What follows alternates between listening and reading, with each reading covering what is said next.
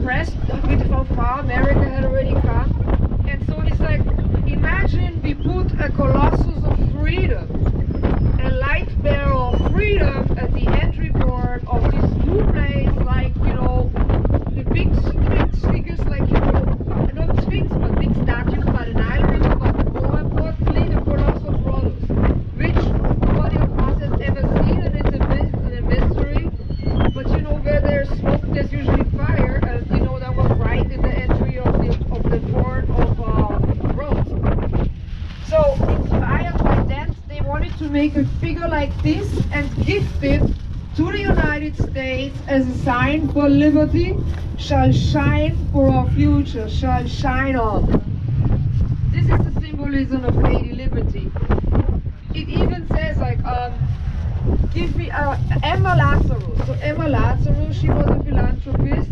She took in refugees that were fleeing from abuse. A lot of Jewish people back in that day already, like 1800s, they fled also here from persecution.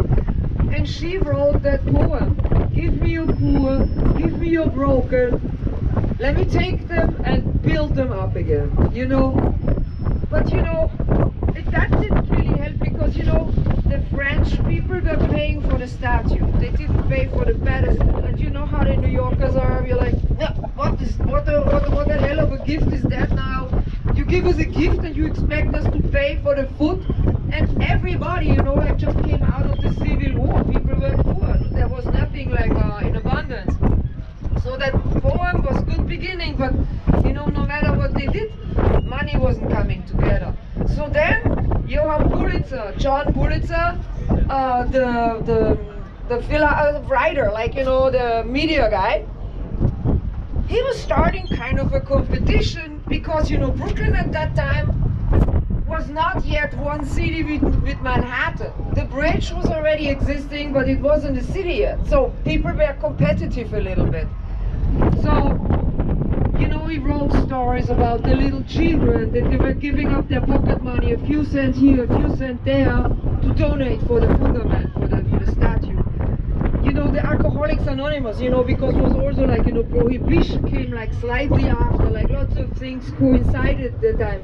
They were like donating 19 bucks for the fundament. So, and he was printing all these stories. That created, of course, like a fire and a passion for it. So then, you know, they finally had the money together, and finally the statue was coming here.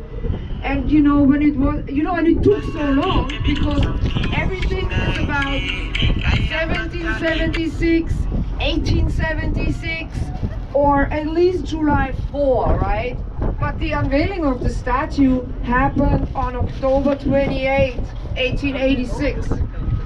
It's not an ideal date to unveil anything, because you know, it's foggy. It's around Halloween, it's foggy, it gets dark earlier, it's not ideal. So anyway, the president back then, you know, they were by Madison Square Park, by 23rd Street, and he held a speech, and they were like having a procession, like, you know, like a march downtown, because you know, then later they had to cross over. Only the very VIP could cross over, but the other people could watch from over there. And when they walked through, it was like about 1 million people. When they walked through Wall Street area, like, you know, everybody was getting really excited.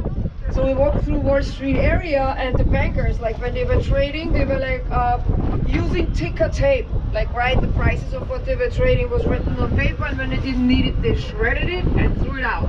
But everybody was so excited, so they took the buckets of the paper and they threw it down on the street on Broadway, and it was like confetti. And I mean, the mood was just crazy. That was the first ticker tape parade. Like if you ever walked up and down there, the unveiling of Lady Liberty was the first one. And then, you know, when it turned night, you know, let your light shine bright and far. And you know, the light that they had in started, it wasn't like too bright. Again, you know, Rome wasn't built in a day, how we say. So then New Yorkers, like sarcastic as they always are, like, shine the bright light of freedom is more like a glowworm in the middle of a night. Well, anyway, over the years they figured it out. They shone a light from the outside, and also Gustave Bartholdi, he wanted the whole statue in gold, but he couldn't afford it.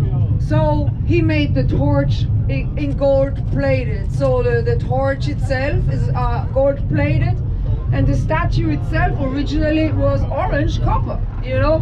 But then, you know, they also thought for a hot minute about cleaning it. But you know, the green patina is actually really beautiful and adds a lot to its value. Also, the coat of the statue is like only 2.4 millimeter. It's really, really thin. On the inside, you could go up. In 1916, you know, in the First World War, there was an attack where, like, you know, the light was blown off, but you know, they fixed it on again. And you know, in the right hand, Lady Liberty is holding a tablet that says July 4, 1776.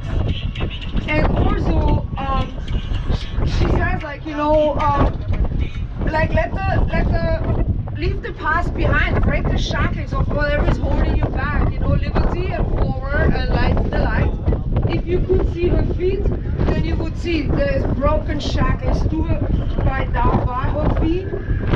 And that is basically the meaning. And you know, even though the New Yorkers were not too happy about it in the beginning because it wasn't as bright as they imagined it, because you know, they really had thought it would be a bright thing. But you know, all the immigrants that kept coming in here, and that was the first thing that they saw. I mean, you know, it just really, that's how it came to what it is now, right? It's such a symbol for freedom and, you know, never give up, and like, you know, yeah. So that's the story of Lady Liberty.